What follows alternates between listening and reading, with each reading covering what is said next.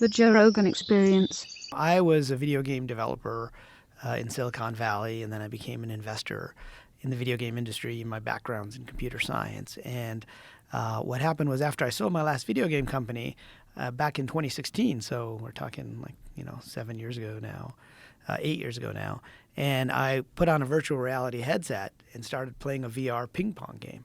Right, now, these headsets were even bigger than they are now, and they were wired. So there's no mistaking you're in virtual reality. But what happened was that the ping pong game was so realistic that for a moment my brain forgot that this wasn't a real game of table tennis. So much so that I tried to put the paddle down on the table, and I tried to lean against the table.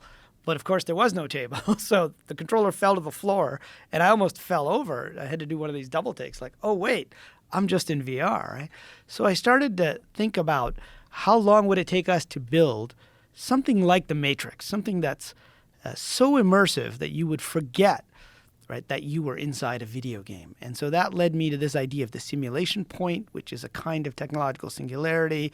But then I started to research things like quantum physics and some of the mysteries around, the observer effect and quantum mechanics.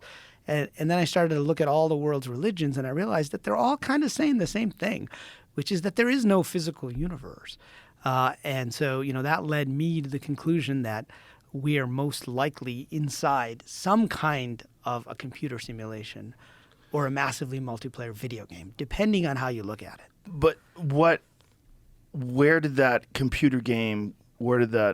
simulation come from if we are inside of it?